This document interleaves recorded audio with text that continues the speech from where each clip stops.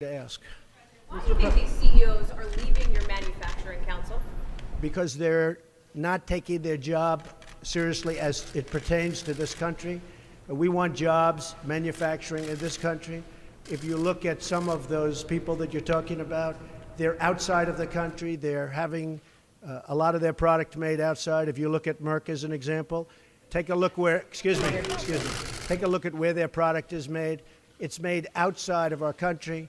We want products made in the country. Now, I have to tell you, some of the folks that will leave, they're leaving out of embarrassment because they make their products outside. And I've been lecturing them, including the gentleman that you're referring to, about you have to bring it back to this country. You can't do it necessarily in Ireland and all of these other places. You have to bring this work back to this country. That's what I want. I want manufacturing to be back into the United States so that American workers can benefit. Let me ask you, President, why did you wait so long for the last neo-Nazi? I didn't wait long. I didn't wait long. I didn't wait long. I wanted to make sure, unlike most politicians, that what I said was correct, not make a quick statement. The statement I made on Saturday, the first statement, was a fine statement. But you don't make statements that direct unless you know the fact. It takes a little while to get the facts. You still don't know the facts.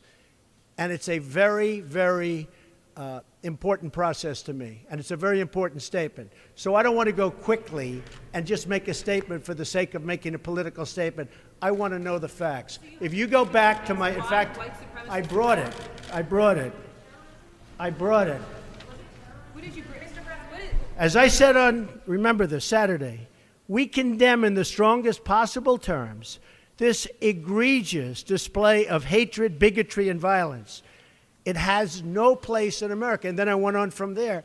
Now, here's the thing. Excuse me. Take it nice and easy. Here's the thing. When I make a statement, I like to be correct. I want the facts. This event just happened. In fact, a lot of the event didn't even happen yet as we were speaking. This event just happened.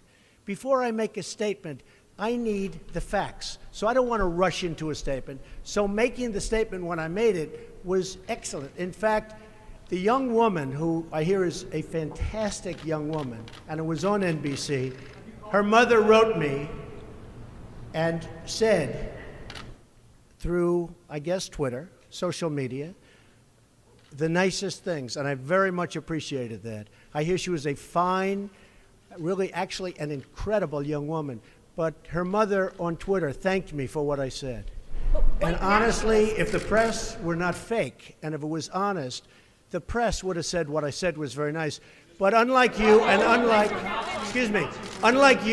the media, before I make a statement, I like to know the facts. They don't. How about a couple of infrastructure questions? Was that terrorism? Say it. What? The CEO of Walmart said you missed a critical opportunity to help bring the country together. Did you? Not at all. I think the country, look, you take a look. I've created over 1 million jobs since I'm president. The country is booming. The stock market is setting records. We have the highest employment numbers we've ever had in the history of our country. We're doing record business. We have the highest levels of enthusiasm. So the head of Walmart, who I know, who's a very nice guy, was making a political statement. I mean, ask him how he's doing. I do it the same way, and you know why? Because I want to make sure, when I make a statement, that the statement is correct. And there was no way of making a correct statement that early. I had to see the facts, unlike a lot of reporters. Nazis were there. I didn't know David Duke was there. I wanted to see the facts. And the facts, as they started coming out, were very well stated. In fact, everybody said his statement was beautiful. If he would have made it sooner, that would have been good. I couldn't have made it sooner because I didn't know all of the facts. Frankly, people still don't know all of the facts. It was very important, excuse me. It was very important to me to get the facts out and correctly. Because if I would have made a fast statement, and the first statement was made without knowing much other than what we were seeing. The second statement was made after, with knowledge, with great knowledge. There's still things, excuse me, there's still things that people don't know. I want to make a statement with knowledge. I wanted to know the facts. Okay.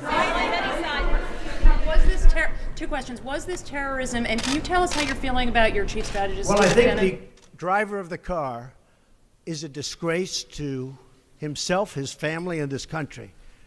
And that is, you can call it terrorism, you can call it murder, you can call it whatever you want.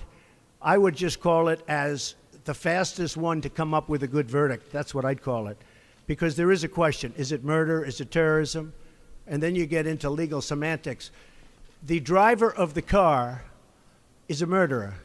And what he did was a horrible, horrible, inexcusable thing. Can you tell us how you're feeling about your chief strategist, Mr. Bannon? Can you talk about that? I would echo Maggie's question. Steve Bannon is. I never spoke to Mr. Bannon about it. Can you tell us broadly what your? Do you still have confidence Well, in we'll Steve? see. Hey, look. I like Mr. Bannon. He's a friend of mine. But Mr. Bannon came on very late. You know that. I went through 17 senators, governors, and I won all the primaries. Mr. Bannon came on very much later than that. And I like him. He's a good man.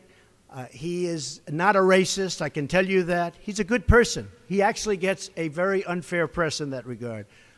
But we'll see what happens with Mr. Bannon. But he's a good person, and I think the press treats him, frankly, very unfairly. Do you have confidence that Senator McCain has called on you to defend your National Security Advisor, H.R. McMaster, against I've some of already these done attacks? it. I did it the last time. And he called on it again, linking this Senator to McCain? the alt-right and Senator saying McCain, you these- mean the one who yes. voted against Obamacare? And he said Who that is Senator? You mean Senator McCain who voted against us getting good health care? McCain said that the alt-right is behind these attacks, and he linked that same group to those who perpetrated the attack in Charlottesville. Well, I don't know. I can't tell you. I'm sure Senator McCain must know what he's talking about. But when you say the alt-right, define alt-right to me. You define it. Go ahead. Well, I'm saying, as No, Senator, define it for me. Come on, let's go. Define Senator it for me. McCain defined them as the same group. Okay, what about the alt-left that came charging at him? Excuse me. What about the alt-left that came charging at the, as you say, the alt-right? Do they have any semblance of guilt? This is Senator McCain's statement. Let me ask you this. What about the fact that they came charging with clubs in their hands, swinging clubs? Do they have any problem? I think they do. So, as far as I'm concerned, that was a horrible, horrible day. Wait a minute. I'm not finished. I'm not finished, fake news. That was a horrible day. I will tell you something. I watched those very closely, much more closely than you people watched it. And you have, you had a group on one side that was bad, and you had a group on the other side that was also very violent. And nobody wants to say that, but I'll say it right now. You had a group on the other side that came charging in without a permit, and they were very, very violent.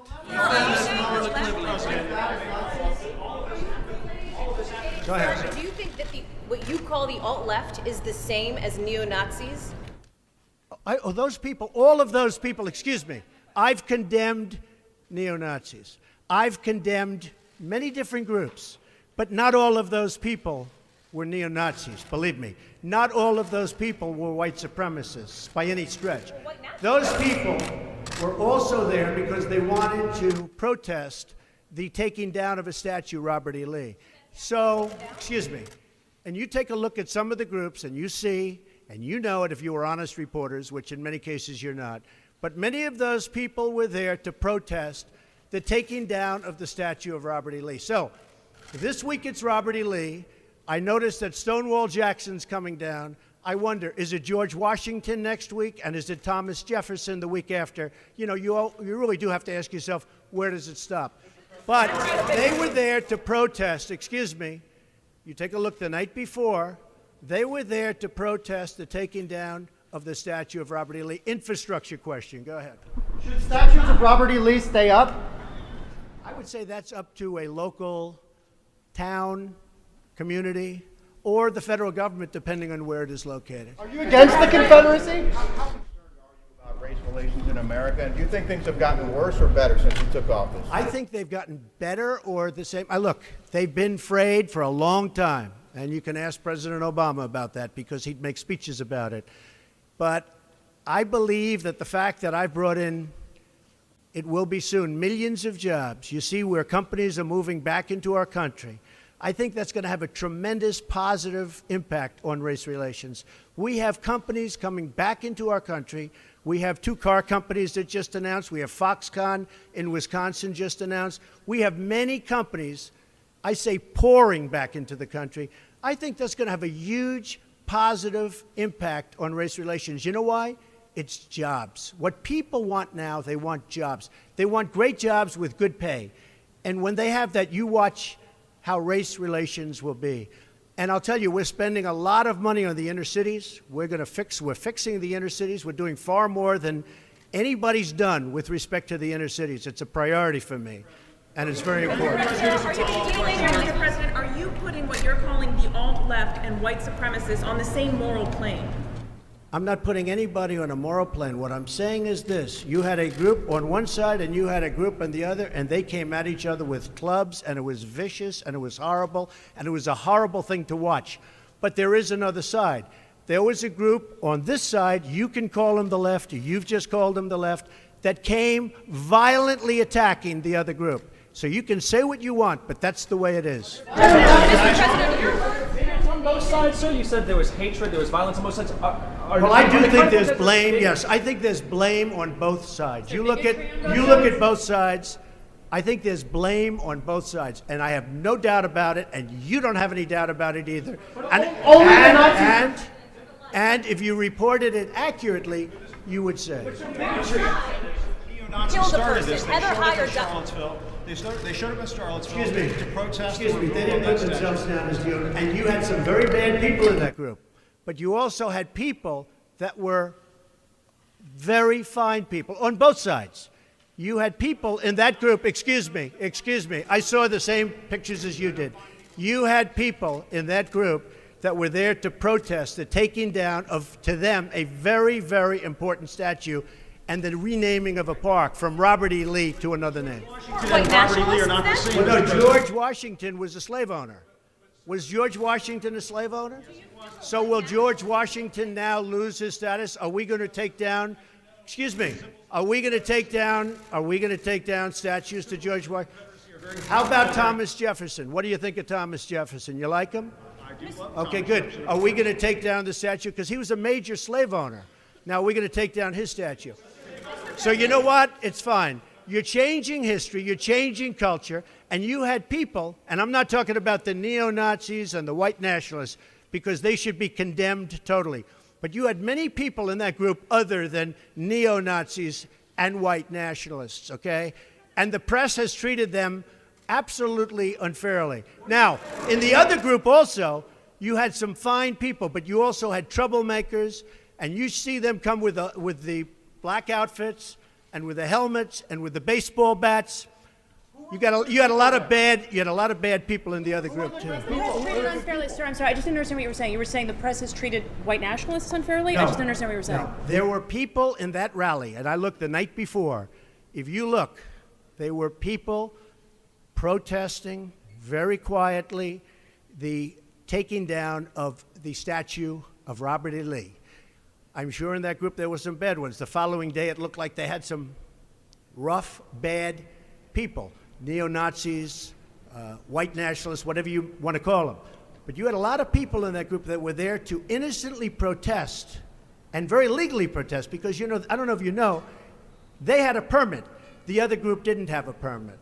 So I only tell you this, there are two sides to a story. I thought what took place was a horrible moment for our country, a horrible moment. But there are two sides to the country. Does anybody have a final? Does anybody have? You have an infrastructure. What makes you think you can get an infrastructure bill? You didn't get health care. Well, you know, I'll tell you, we came very close with health care. Unfortunately, John McCain decided to vote against it at the last minute. You'll have to ask John McCain why he did that. But we came very close to health care. We will end up getting health care.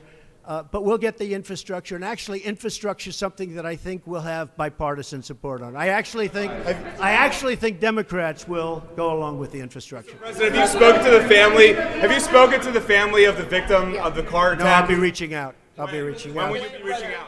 I was very, I thought that the statement put out, the mother's statement, I thought was a beautiful statement. I always tell you, it was something that I really appreciated. I thought it was terrific, and really under the kind of stress that she's under and the heartache that she's under, I thought putting out that statement to me was really something I won't forget. Thank you all very much. Thank you. Thank you.